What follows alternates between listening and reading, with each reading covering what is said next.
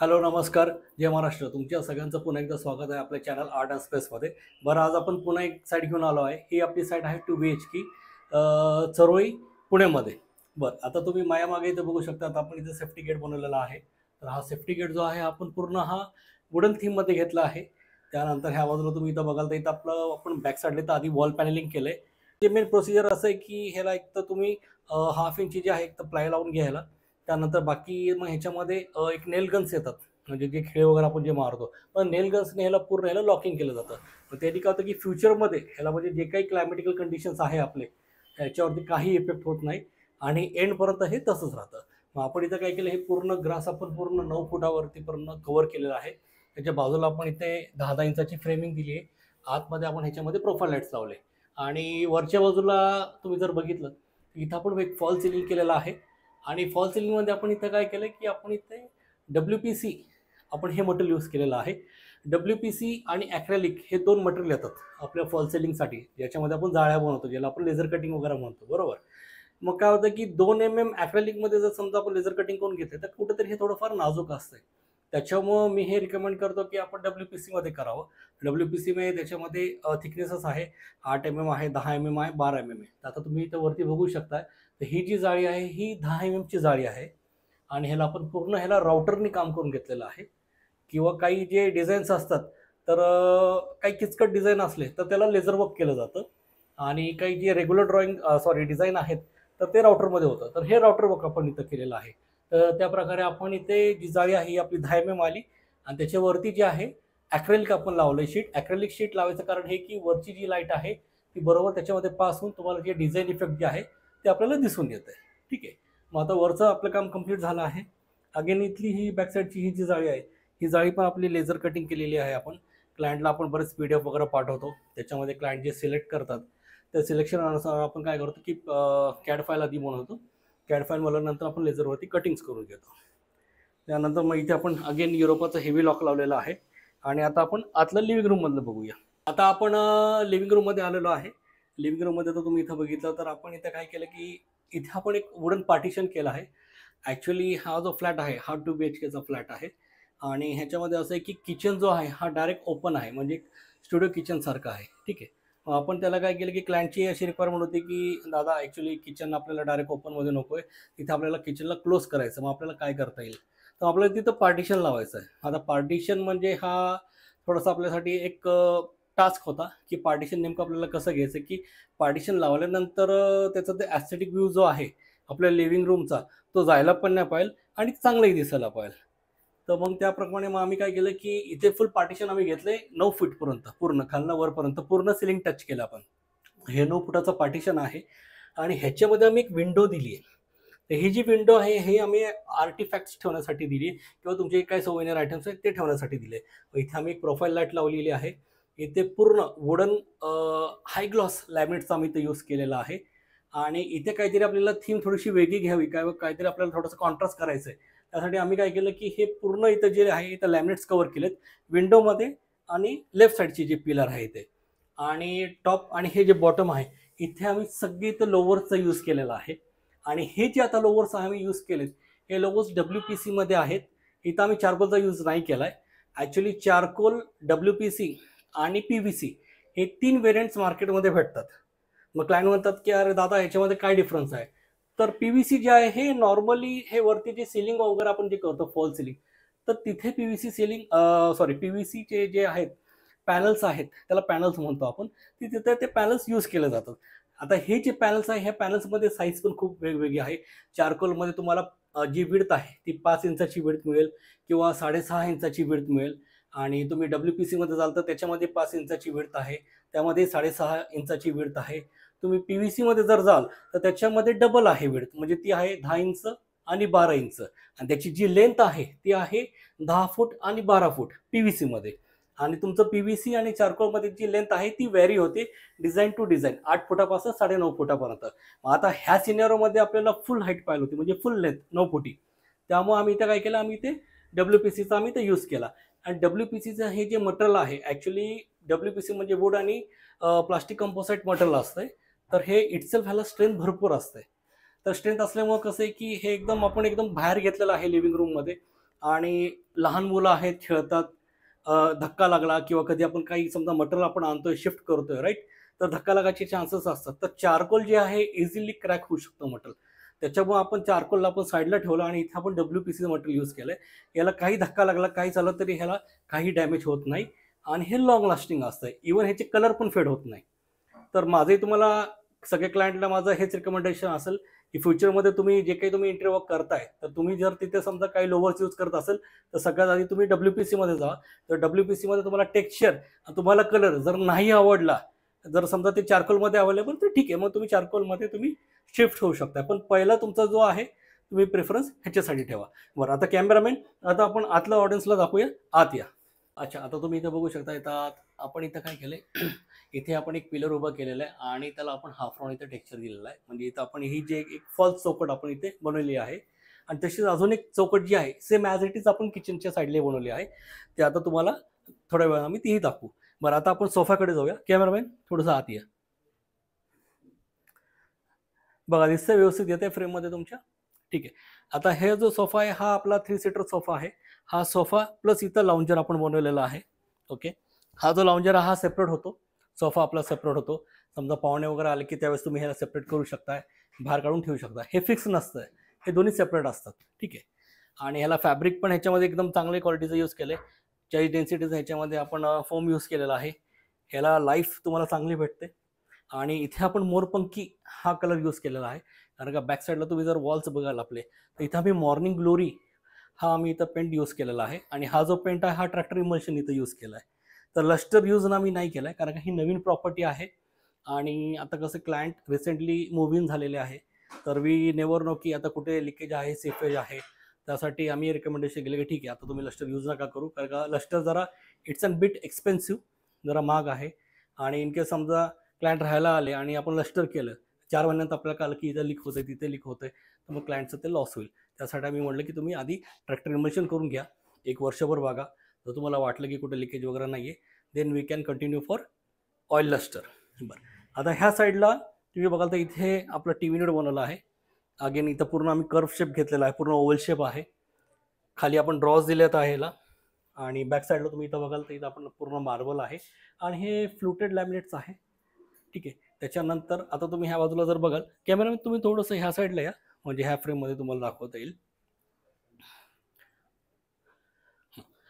आता ह्या साईडला जर तुम्ही बघितलं तर इथनं आपलं एंट्रन्स होतं. तर हा पार्टिशन जसं मी तुम्हाला म्हणलं, हा पूर्ण 9 फुटाला आपण पार्टिशन उचललेला आहे. त्यानंतर इथे आपण एक फॉल्स चौकट बनवली आहे. ओके, एक चौकट झाली. त्यानंतर इथे अगेन इथं आपण एक विंडो दिलेला आहे आर्टिफॅक्ट्स वगैरे ठेवण्यासाठी. आणि सेम ही चौकट आपण इथे एक बनवली आहे.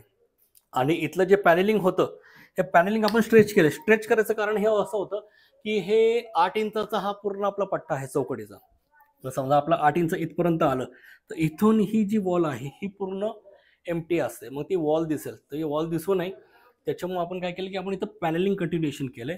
आणि अगेन ही जी चौकट आहे, ही चौकट परत आपण इथं पॅनेलिंग करून घेतलेलं आहे. ते कसं एकदम मिळून आलं आणि पूर्ण जो वुडन थीम जी क्लायंटला जी रिक्वायरमेंट होती की ती पूर्ण वुडन आम्हाला पूर्ण इफेक्ट पाहिजे याच्यामध्ये, म्हणजे वुडन थीम घ्यायची, त्या हिशोबाने पूर्ण इथे वुडन थीम आपली आली आहे. आता आपण जाऊया किचनकडे.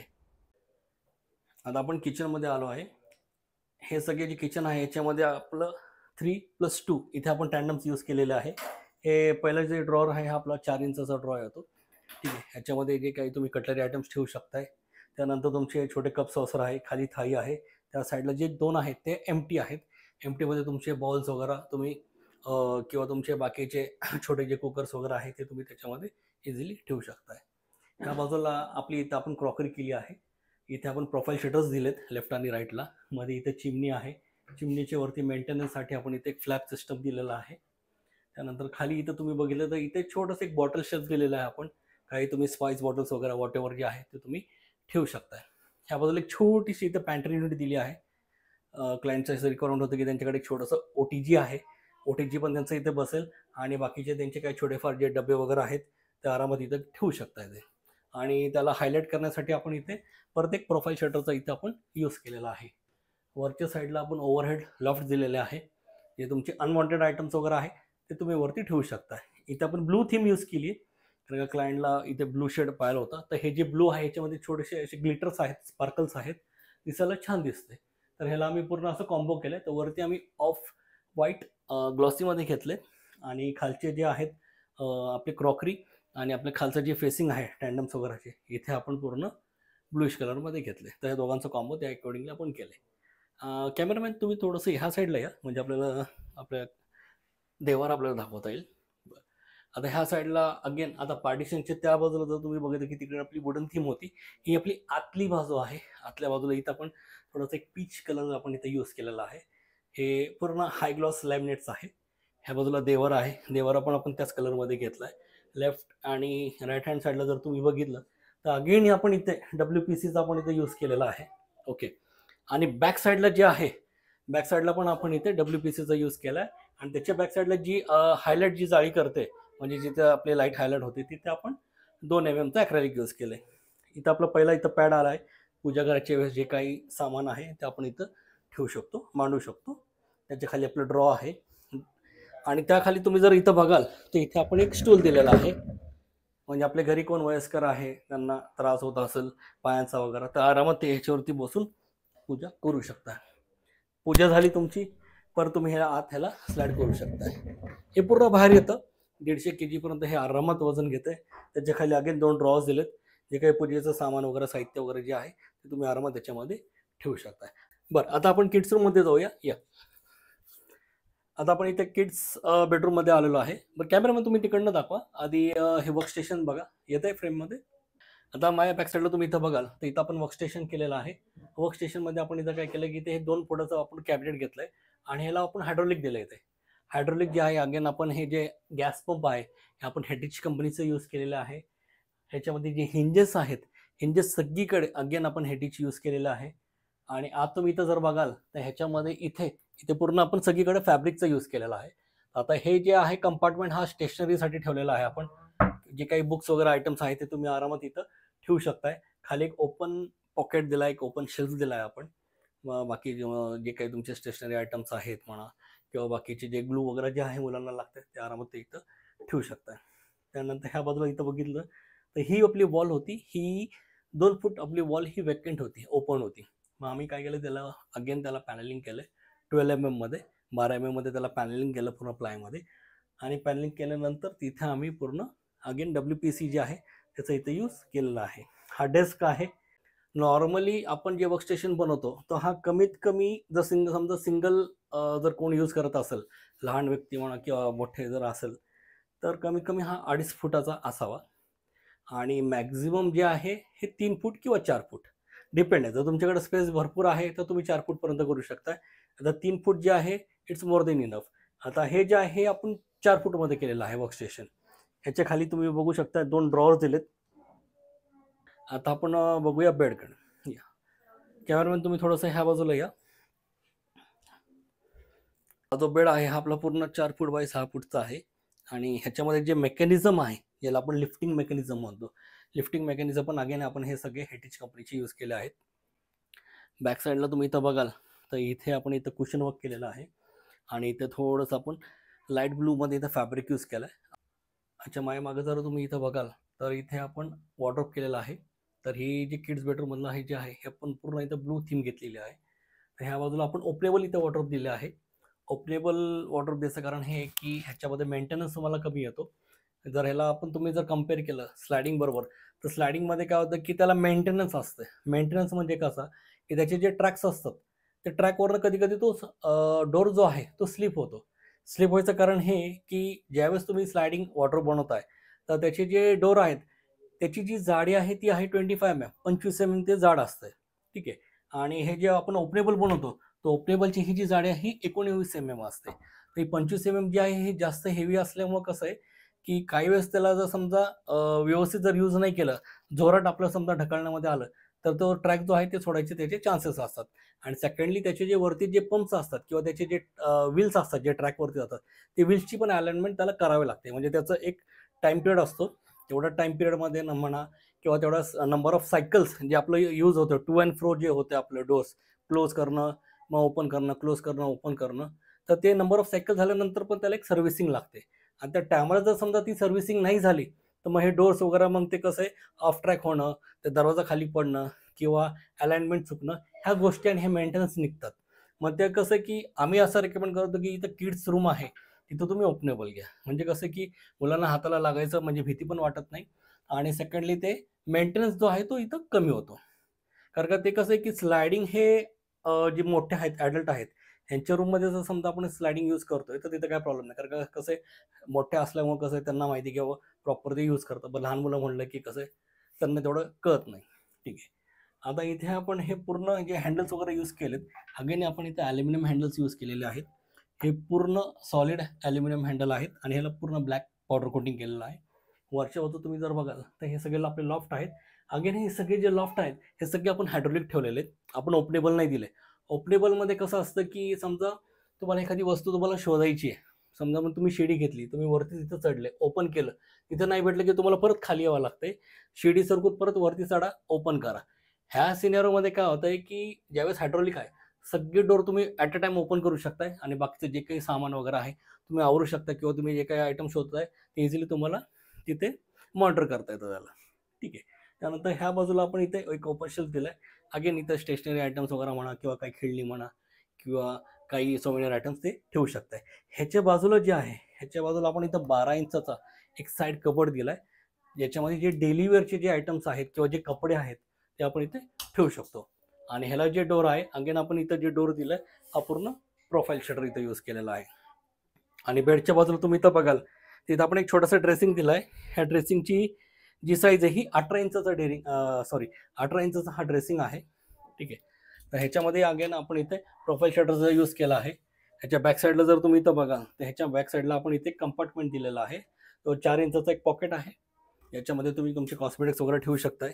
अगेन त्याच्या खाली 2 ड्रॉवर्स दिलेत. त्याच्यामध्ये तुम्ही ड्रायर्स वगैरे व्हॉटएव्हर ठेवू शकताय. आता आपण जाऊया मास्टर बेडरूमकडे. या. आता आपण आलो आहे मास्टर बेडरूममध्ये. मास्टर बेडरूममध्ये तुम्ही इथं बेड बघू शकताय. हा पूर्ण किंग साईज बेड आहे. हा 6 बाय 6.5चा बेड आहे. अगेन हा पण पूर्ण हायड्रॉलिक बेड आहे. ह्याच्यामध्ये जे लिफ्टिंग मेकॅनिझम जे आहे हे सगळे आपण हेडिश कंपनीचे यूज केले आहेत. तुम्ही इथं बेड बघू शकता. आपण पूर्ण इथे कर्व यूज केलेला आहे. कर्वसाठी आर्ट अँड स्पेस इंटिरियर हे पुण्यामध्ये फेमस आहे. आणि आपले जे काही फर्निचर जेवढे आपण फर्निचर करतो, छोटी साईट असू द्या किंवा मोठी साईट असू द्या, सगळ्या साईटला मी कर्व कंपल्सरी यूज करतो. त्याच्यामागे 2 कारण आहे. एक तर कसं आहे की लहान जे मुलं आहेत त्यांना हे लागत नाही फर्स्टली, आणि सेकंडली कर्व असल्यामुळे कसं आहे फर्निचर जरा चांगलं दिसतं आणि आपल्याला काहीतरी हटके करायचं असतं. मग इथेही पूर्ण आपण कर्व केलेला आहे आणि पूर्ण वन पीसमध्ये तुम्ही इथं बघू शकताय. पूर्ण आपण ह्याला लॅमिनेट पेस्ट केलेला आहे. इथं पूर्ण वुडन थीम घेतली आपण. ह्या बाजूला तुम्ही इथं बघाल इथं आपण साईड टेबल दिलेलं आहे. साईड टेबलमध्ये इथे 2 ड्रॉ आहे आणि राईट हँड साईडला कॅमेरामॅन तुम्ही थोडंसं पुढे या आणि ह्या बाजूला आपण ड्रेसिंग दाखवूया. येते प्रॉपर फ्रेममध्ये ड्रेसिंग. बरं, आता ह्या बाजूला तुम्ही इथं बघाल तर इथे आपण ओव्हल शेपमध्ये इथे ड्रेसिंग दिलंय. ह्या बाजूला अगेन इथे एक ओपन पॉकेट्स आहे. परत इथे कर्व थीम आली आहे, खाली कर्व थीम आली आहे. ह्या बाजूला परत ओव्हल शेप घेतला आहे आणि ह्याच्या मागे जर तुम्ही बघाल तर इथे एक सिक्रेट डोर आहे. ह्याच्या बॅक साईडलाही आम्ही अगेन एक कंपार्टमेंट दिलंय. त्याच्यामध्ये तुम्ही कॉस्मेटिक्स वगैरे ठेवू शकताय आणि त्याच्या खाली इथे आपण एक शेल्फ दिलाय. परत इथे कर्व थीम दिली आहे आपण. अगेन आपली जी स्पेशालिटी आहे ती.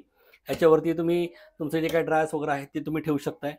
ह्याच्या खाली एक छोटीशी पफी आहे. ते पफी आपण इथं पार्क करू शकतो. पफी म्हणजे छोटा एक सीटर आहे, सिंगल सीटर. तुम्हाला ज्यावेळेस पाहिजे त्यावेळेस तुम्ही बाहेर काढा, यूज करा. काम झालं की परत तुम्ही इथं पार्क करू शकताय. त्या पार्किंगसाठी त्याला तिथं आम्ही स्पेस दिली आहे. एक छोटासा इथे सिंगल ड्रॉ दिलेला आहे. ठीक आहे. आता आपण बघूया वॉर्डरोब. इथं वॉर्डरोब तुम्ही बघाल तर इथं पूर्ण आपण याला ब्राऊन थीम यूज केली आणि त्याच्यामध्ये थोडंसं पेस्टल कलरचा आम्ही इथं यूज केलेला आहे. आणि हे सगळे फ्लुटेड लॅमिनेट्स आहेत. हे आपण पूर्ण स्लायडिंग घेतलंय जसं मी तुम्हाला आता मी मागे म्हणलं. अगेन वरती जे तुमचे जे लॉफ्ट आहेत हे सगळे लॉफ्ट हे परत आपले हायड्रॉलिक वरती दिलेले आहे. आणि जे लॉफ्ट आहे हां, सगळ्यात मेन म्हणजे मला हे बोलायचं होतं की बरेच लोक म्हणतात की दादा लॉफ्ट जे आहेत आपल्याला त्याच्यामध्ये पार्टिशन टाकायचे का? पार्टिशन नका टाकू. लॉफ्ट पूर्ण तुम्ही हॉलो ठेवा. लॉफ्ट कधी पण हे असं रिकमेंडेड आहे की लॉफ्ट हा तुमचा हॉलो असावा. हॉलो ठेवायचं कारण हे की वरती जे काही आपण अनवॉन्टेड आयटम ठेवतो, समजा त्याच्यामध्ये तुम्ही गादी वगैरे ठेवताय किंवा तुम्ही रजई ठेवताय किंवा अजून बाकीची काही गोष्टी ठेवताय, तर आरामात त्याच्यामध्ये तुमच्या गोष्टी जास्तीत जास्त बसतात. पण ज्यावेळेस तुम्ही पार्टिशन त्याच्यामध्ये ऍड करताय, समजा आता नंबर ऑफ डोर आहे, आता इथे 4 नंबर ऑफ डोर आहे. 4 नंबर ऑफ डोर म्हटलं तर कमीत कमी इथं 3 पार्टिशन येतील. तर इथं पार्टिशन जर टाकले तर तुमचं जे स्टफ आहे ते तेवढं मावत नाही त्याच्यामध्ये. त्याच्यामुळे ज्यावेळेस जेवढं हे हॉलो असेल तेवढं तुम्ही आत त्याच्यामध्ये दाबून सामान वगैरे तुम्ही भरू शकताय. ह्याच्यामध्ये जे कंपार्टमेंट्स वगैरे आहे ते तर आपण जसं क्लायंटची रिक्वायरमेंट त्याप्रमाणे आपण इथं मांडून देतो. परत इथं साईडला आपण एक साईड कबड दिलेलं आहे. हे 10 इंचाचं ह्याची डेप्थ आहे. परत ह्याच्यामध्ये आपण इथे ब्लॅक टेंटेड ग्लास इथे यूज केलेला आहे प्रोफाईलमध्ये.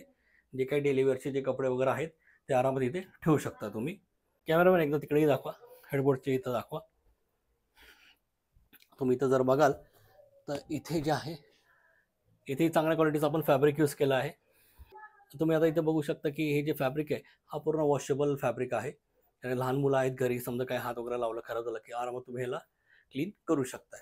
अशा प्रकारे आपला हा जो टूर होता 2 BHKचा हा आपला कंप्लीट झालेला आहे. तर तुमच्या सगळ्यांचं जे प्रेम आहे आमच्या चॅनलबरोबर हे असंच असू द्या. तर आमच्या चॅनलला तुम्ही सबस्क्राईब करा, लाईक करा, शेअर करा आणि तुमचे काही क्वेश्चन असतील तर तुम्ही कमेंटमध्ये टाका. नक्की तुम्हाला त्याचं उत्तर मिळेल. काही वेळेस असं होतं की म्हणतात की दादा आम्ही तुम्हाला क्वेश्चन दिलं, काही आम्ही तुम्हाला विचारलं प्रश्न पण 2 दिवस झाले आम्हाला उत्तर नाही आलं. का होतं की बरेच वेळा म्हणजे थोडंसं बिझी शेड्यूल असतंय. त्यामुळे कधी-कधी 2 दिवस 3 दिवस होतात क्वेश्चन्स बघायला. पण नक्की तुम्हाला त्याचं उत्तर दिलं जाईल. धन्यवाद. जय महाराष्ट्र.